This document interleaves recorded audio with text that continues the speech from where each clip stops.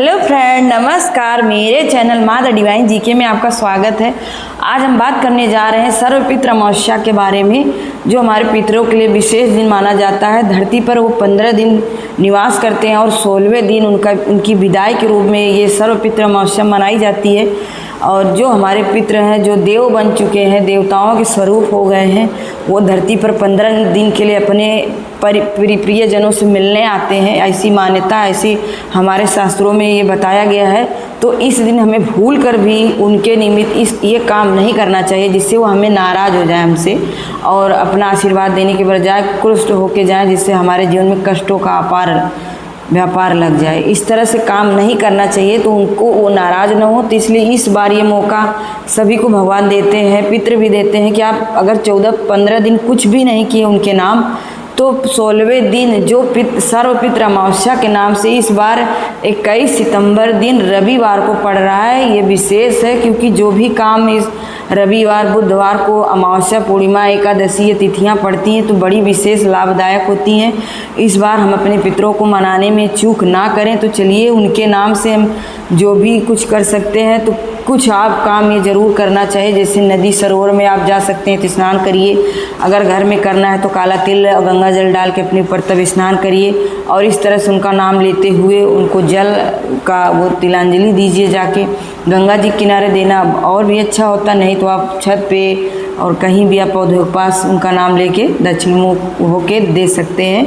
उससे भी उनको ये जल ग्रहण कर लेते हैं और आपको आशीर्वाद देते हैं। जल तो हो गया। चलिए उस दिन हमारे जो भाई बंधु होते हैं, जो बाल नहीं कटवाते और दाढ़ी मूछ नहीं बनवाते, जिनके माता पिता नहीं होते, उनको अपना ये छौर कर्म जरूर करवाना चाहिए और उस दिन उनके नाम से दान पुण्य जरूर करना चाहिए। नहीं आप पिंडदान कर पाते कोई बात नहीं, लेकिन उनके लिए भोजन और वस्त्रों का दान ही कर दिया, उनको मन से याद कर लिया, दिल से याद कर लिया, श्रद्धा से, यही बहुत बड़ी बात हो जाती है उनके लिए कि हमारे चलो प्रियजन हमको याद तो रखते हैं, कम से कम दिल में बसाए तो हैं, अपना आशीर्वाद वो इसी से प्रसन्न होकर दे देते हैं।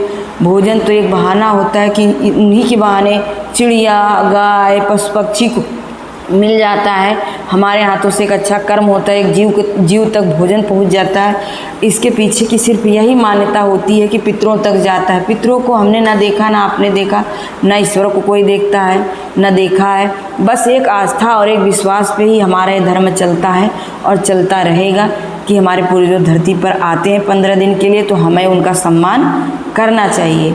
और इससे जो आप करेंगे वही आपके बच्चे भी करेंगे। तो पितृपक्ष अमावस्या के दिन आपको ये 3 काम जरूर करना चाहिए। पीपल वृक्ष में जल, उसमें तिल, मिश्री और मिला के मीठा जल उनको अर्पण करना चाहिए। और शाम के टाइम में एक दिया जरूर जाके जलाना चाहिए अपने दरवाजे पे, दोनों तरफ उनका नाम लेके दिया जलाना चाहिए। और अपने किचन में पानी के मटके के पास उनका नाम लेके एक दिया जरूर जलाना चाहिए, जिससे वो बहुत प्रसन्न होकर अपना आशीर्वाद देते हैं। आप भोजन नहीं कराएं कोई बात नहीं, लेकिन ये अगर आप काम कर देते हैं तब भी वो तृप्त होकर ही आपको आशीर्वाद दे के इस धरती से परलोक जाते हैं।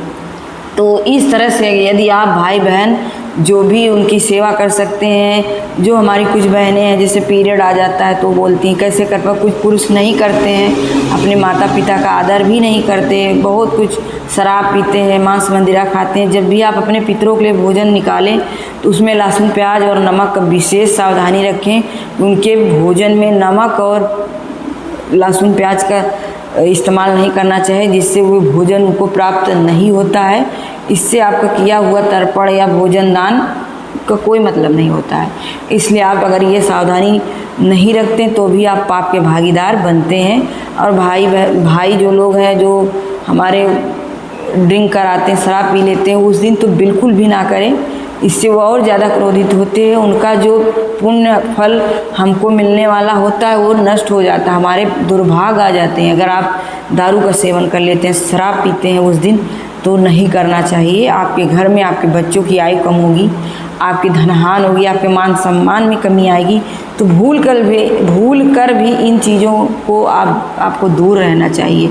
और आप उनके नाम से कुछ नहीं कर सकते हैं तो सिर्फ एक उपाय बता रही हूँ, वो ज़रूर कर लीजिएगा कि आप अपने घर में तुलसी माता के पास से एक तुलसी पत्र लेके और अपने हाथ में गंगा जल लेके उनका नाम याद करते हुए 7 बार बोल के भगवान काशीनाथ विश्वनाथ का नाम लेके 7 बार उनके पितरों के नाम से आप अर्पण कर दीजिए, उससे भी वो तृप्त हो जाते हैं। ज़्यादा कुछ करने की ज़रूरत नहीं है, बस आप मन से उनको याद करिए, श्रद्धा भाव से उनको विदा करिए। यदि आपको हमारी ये बातें कहीं भी ज़रा से भी अच्छी लगी हों तो कृपया मेरे चैनल को सब्सक्राइब कर लीजिए, मेरे वीडियो को लाइक कर दीजिए। आप लोगों का ये कमेंट और लाइक मुझे बहुत मनोबल शक्ति देगा, इसलिए आप लोगों ने मेरी वीडियो को देखा, उसके लिए भी आपको बहुत बहुत धन्यवाद।